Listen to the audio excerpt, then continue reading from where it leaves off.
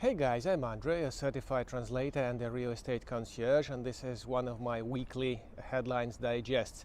The reports here, the news I'm going to tell you, aren't really media articles or pieces. It's my subjective, very biased, maybe distorted understanding of what's happening. Today I'm going to run through traditional selection of international, local, Minsk and Belarusian news. I hope you're enjoying these, and the questions underneath the videos are very welcome. Thank you for staying with the channel. The weather here in January is very much like in March. Chilly breeze. We just had some pretty bad weather on the 14th of January, and it destroyed a lot of things around. So before I freeze, I'll move to my office and I'll continue from there. Thank you very much for helping the channel, guys. Those who donated $5, $10, $50, that's really helpful. And thank you for your comments, thank you for your questions underneath the videos, thank you for the interest in the Republic of Belarus. See you later.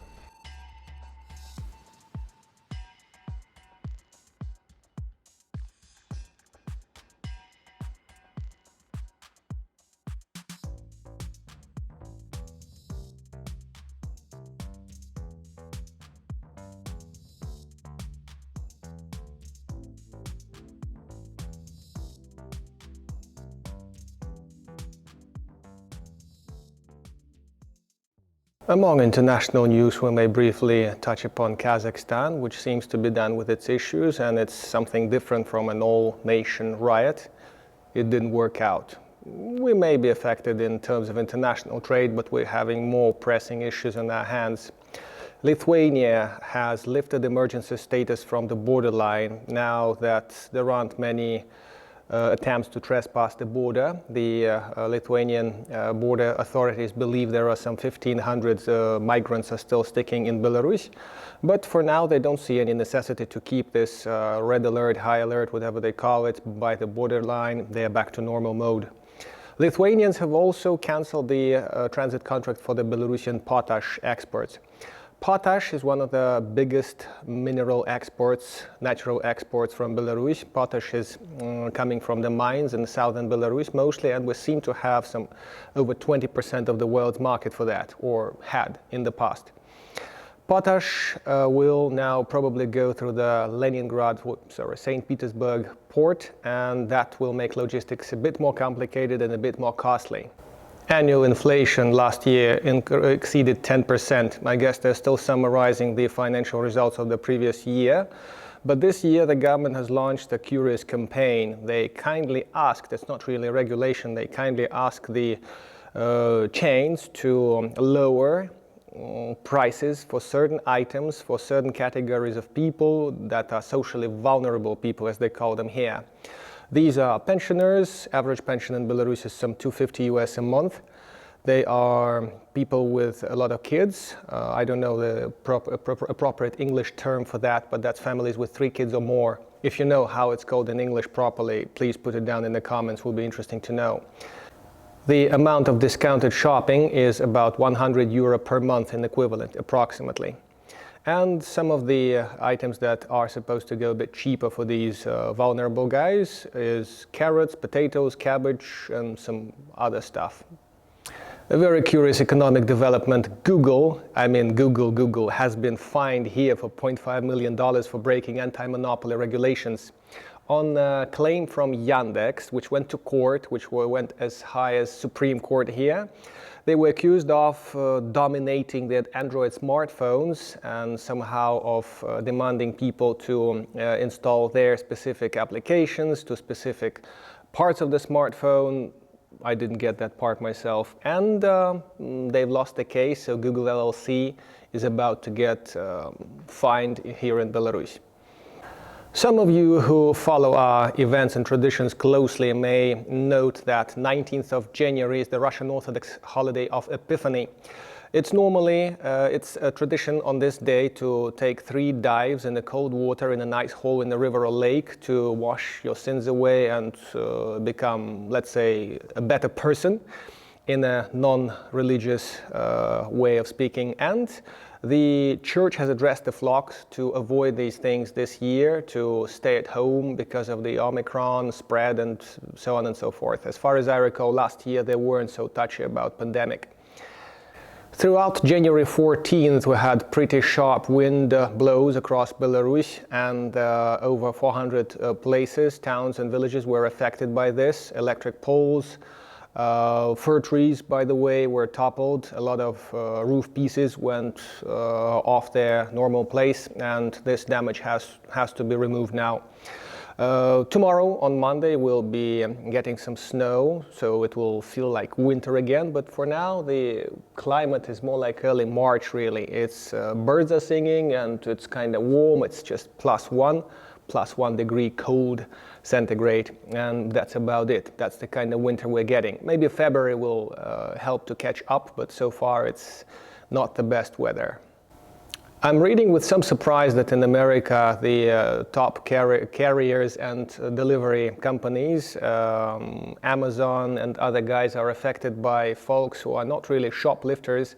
They are train lifters. The logistical hubs and trains are being basically broken into by the thieves who get away with this stuff because, as I was told, you can legitimately carry away $900 worth of stuff in California. That's all happening in Los Angeles and California, by the way, and it's it's still a cultural shock. Now, I've been touring some people from America. They told me how it works.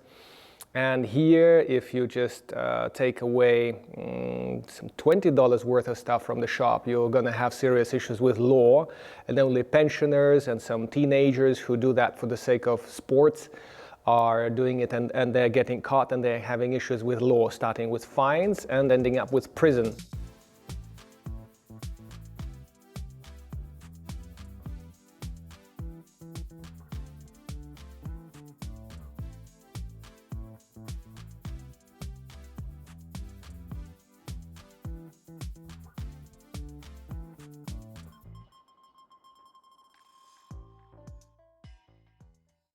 National Airport in Minsk released a statement that they're working to expand their network of flights. They have hooked up with some air carriers in Russia and elsewhere in the former Soviet Union, which is hardly an expansion of the travel geography to Belarusians who always like to travel somewhere sunny and salty in terms of seas. So Egypt and Turkey are only options left for holidaying. Of course, people who like something more complicated can get a Schengen visa, go to the Canary Islands, I believe it's Spanish domain, and some other places, but generally getting a visa and traveling this year is not the easiest thing to do with all the regulations to be observed and all the domestic economy issues.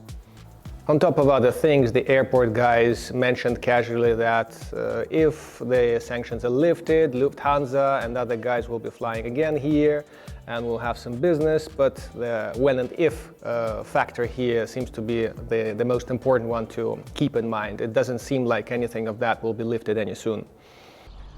Last but not least, guys, perhaps the favorite part of the story, the COVID news. As before, COVID doesn't seem to exist in Belarus. Since last year, things have become much easier for the travelers. Most of the arrivals are via Turkey, via Dubai and a couple of other countries, including Moscow. Attention, check carefully if you need a transit visa through Moscow. And the self-isolation is not an issue anymore. My client, who recently flew in from Dubai, told me of a story of some guy being denied to board a flight to Minsk on the excuse of lockdown or something like this. They told him, the airline people told him, he flew via Istanbul eventually, that he could not go to Belarus because it's on a lockdown and he can only go there if it's on work or studies, which is, ridiculous BS, and that's not true. The only restriction for now is for the incoming travels over land.